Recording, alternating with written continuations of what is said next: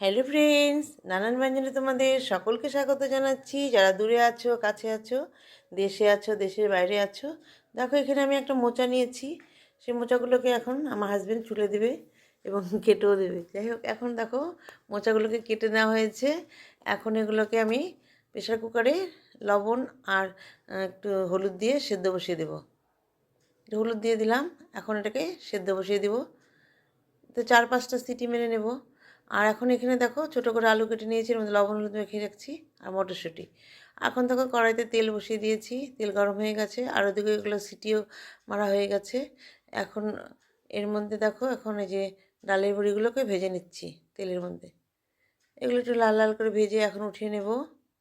তো যারা বন্ধুরা দূর থেকে দেখছো, প্লিজ একটু কমেন্টস করবে ও সাবস্ক্রাইব করবে, আর একটু লাইক করে পাশে আসবে। তো তো মানে আর আমার পুরনো বন্ধুরা, তোমরাও একটু দেখবে, তোমরা কেউ রাগ করো না, কারণ আমি তো এখন মানে দেখতে একটু অসুবিধা হচ্ছে সবারটা। যাই হোক, আমি সময় করে তো সবারটা দেখে নেই। হ্যাঁ, হয়তো কমেন্টস করতে সময় লাগে তো সেটা হয় না, কিন্তু আমি দেখি। এখন দেখো এখানে আমি আলুগুলোকে লাল লাল করে ভেজে উঠিয়ে নিচ্ছি। এভাবে লাল লাল করে ভেজে সবগুলো আলুকে এখন উঠিয়ে নেব। তো বন্ধুরা দেখো এখানে মানে মোচাটাকে আমি নিরামিষ করে রান্না করব। এখন এই যে মোচাটাকে যে সিদ্ধ করে নিলাম, সেটাকে আমি এখন এখন একটু পাটায় পেস্ট করে নেব। আর মিক্সচারে দেবো না, কারণ মিক্সচারে দিলে না বেশি পেস্ট হয়ে গেলে খেতে ভালো লাগে না। তো একটু আমি এটাকে বেটে নেব। আর এখন দেখো তেলের মধ্যে 2টো শুকনো লঙ্কা আমি ফোড়ন দিয়ে নিলাম, দিয়ে এখন এর মধ্যে গরম মশলা দিয়ে দিলাম। 4-5টা এলাচ এলাচ আর দারচিনি দিয়ে দিলাম। দিয়ে এখন এটাকে আরে তেজপাতা দিয়ে দিলাম, দিয়ে একটু ভেজে নিচ্ছি। এখন এর মধ্যে গোটা জিরে দিয়ে দেবো, গোটা জিরে দিয়ে দিলাম। তো দিয়ে আমি এখন আদাটা দিতে না ভুলে গেছি, যাই হোক আদাটা আমি পরে দেবো। আর এখন আমি এর মধ্যে মোচাগুলোকে দিয়ে দিচ্ছি। মানে মোচাটা দেওয়ার পরে আমার আদার কথা মনে পড়লো, যাই হোক আদাটা পেস্ট করা আছে। তো এখন আমি এর মধ্যে দিয়ে দেবো, কারণ মোচাটাও তো মানে সেদ্ধ আছে ঠিকই, কিন্তু এখনও তো ভালো মতো মানে তেলের সাথে মিশে যায়নি। তো এখন এর মধ্যে আদাটা দিয়ে দেবো। এখন এর মধ্যে আদা পেস্টটা দিয়ে দিলাম, আর তোমরা কিন্তু আদাটা আগে দিয়ে দিবে। আর টমেটোটা তোমরা দেবে, আমি টমেটোটা দিইনি, কারণ ইউরিক অ্যাসিড হলে সব কিছুই খাওয়া বন্ধ, এখন কী করবো আর। যাই হোক, তাই টমেটোটা দিলাম না। আর এখন এখানে লবণ আর হলুদ দিয়ে দিলাম। লবণটা দিয়ে এখন এখানে মটরশুঁটি দিয়ে দিলাম। মটরশুঁটিটা দিয়ে ভালো করে মিশিয়ে নিচ্ছি। আর ইউরিক অ্যাসিডে তো সবই বারণ, এই মটরশুঁটিও বারণ, সবই বোধহয় বারণ, জানি না। যাই হোক, এখন এর মধ্যে দেখো একটা কাঁচা লঙ্কা দিয়ে দিলাম। কাঁচা লঙ্কা দিয়ে এখন ভালো করে মিশিয়ে নিচ্ছি।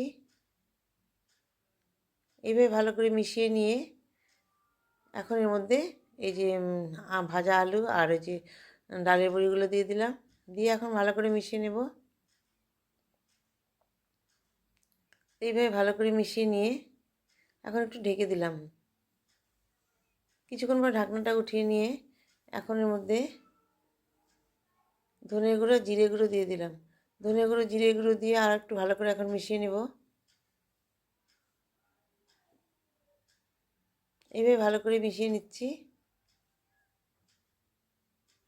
মিশিয়ে নিয়ে এখন এর মধ্যে ঘি দিয়ে দেব। আচ্ছা, ঘি দেওয়ার আগে আমি একটুখানি এখানে চিনির বদলে গুড় দিয়ে দিলাম। একটু মিষ্টি মিষ্টি না হলে না ভালো লাগে না, মিষ্টি হবে না, মানে একটুখানি সামান্য একটু মিষ্টির মতো। একটু গুড়টা দিয়ে এখন ভালো করে মিশিয়ে নিলাম। এখন এর মধ্যে কিশমিশ দিয়ে দিলাম, আরেকটু কিশমিশ দিয়ে দেবো, মনে হচ্ছে কম হচ্ছে, তখন আরেকটু দিয়ে দেবো। একটু মুখে কিশমিশ বলে ভালো লাগে খেতে, একটু বাদাম দিলেও হয়, কাজু বাদাম। তো বাদাম ছিল, আমি আর দিইনি। এখন একটু কিশমিশ দিয়ে দিলাম, আর একটু কিশমিশ দিয়ে দিলাম, দিয়ে ভালো করে মিশিয়ে নিচ্ছি।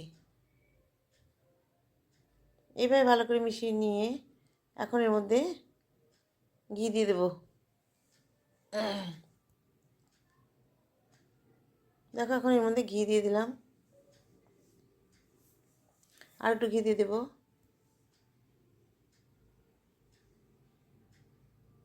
এখন ঘিটা দিয়ে ভালো করে এর মধ্যে মিশিয়ে নেব। ঘিটা একটু বেশি করে দেবে। আমি পরে আরেকটু বেশি করে দিয়েছি, দিয়ে ভালো করে মিশিয়ে নিব। মিশিয়ে নিলাম। এখন এর মধ্যে ধনেপাতা কুচি দিয়ে দিলাম। ধনেপাতা কুচি দিয়ে আমার রান্নাটা প্রায় হয়ে গেল। এখন আর একটু মজিয়ে নিয়ে আমি এটাকে নামিয়ে নেব। নামিয়ে নিয়ে এখন এটাকে আমি সার্ভ করে দেব।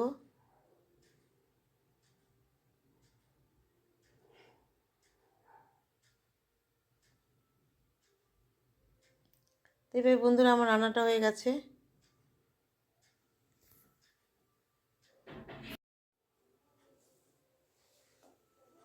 এইভাবে ভালো করে মিশিয়ে নিয়ে এখন আমি এটা অল্প একটু সার্ভ করে দেব।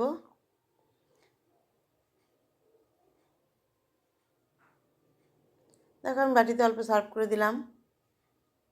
তো বন্ধুরা তোমরা সবাই আমার পাশে থেকো এবং আমাকে একটু সাপোর্ট করো।